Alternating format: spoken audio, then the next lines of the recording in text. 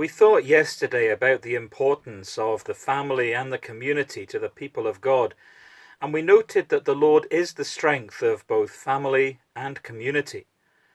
Apart from him, all effort is useless. With him and in him is found assurance.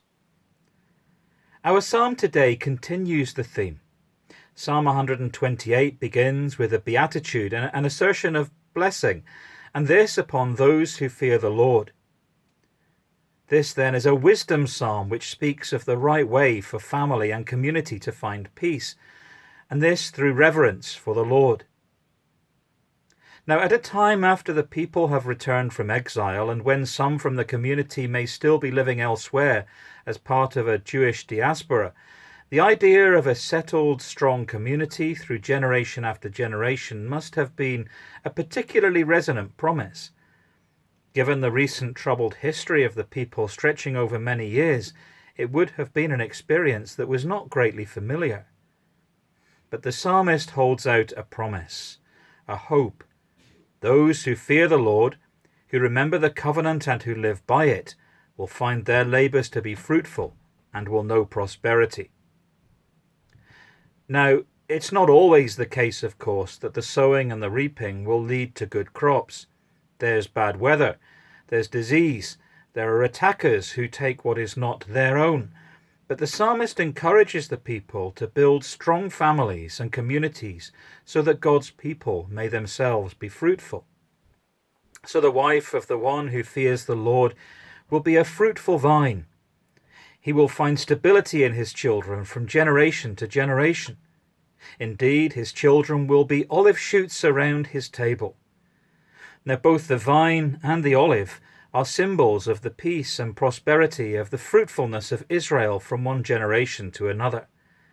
So it is that in fearing the Lord and living by his covenant, the family, the community, and the nation will prosper.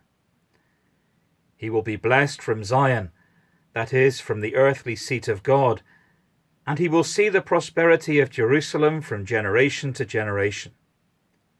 It seems from the psalm that the psalmist believes that the fortunes of the individual are bound together with the prosperity of the whole community. And in the same way, the opposite also is true. The welfare of the nation rests upon the health of the family. The future of one lies with the future of all. Psalm 128, a song of ascents. Blessed are all who fear the Lord, who walk in obedience to him. You will eat the fruit of your labour. Blessings and prosperity will be yours. Your wife will be like a fruitful vine within your house. Your children will be like olive shoots round your table. Yes, this will be the blessing for the man who fears the Lord. May the Lord bless you from Zion. May you see the prosperity of Jerusalem all the days of your life. May you live to see your children's children. Peace be on Israel. It is in unity that the land will find peace over multiple generations. The alternative would be the discord brought about by everyone turning aside from God's commands and looking to their own interests.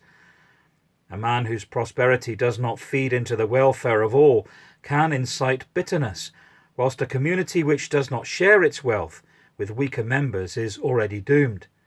Well, Israel had lived that life, and things hadn't turned out well. Well, the psalmist now wants the people to celebrate not only their own success, but to rejoice in the happiness of all. So perhaps as he sends them on their way from worship in Jerusalem, he gives them this blessing. And the way to all of this? Well, that's to walk in covenant obedience to God, and it begins with a reverent heart. A prayer. We turn to you with reverence, O Lord, for we know that in you alone lies our hope and our assurance of salvation. You are the one who enables the earth to bear fruit, and you are the one who brings fruitfulness into our lives and our homes. We know that none of these things are guaranteed, even for the one of faith. But we know that as we seek peace in our communities and pursue it in your name, that your people may be blessed by the support and encouragement of others. And when days of trouble do come, will remind us that even then, that through the hands and feet of your people, you do not leave us nor forsake us. Amen.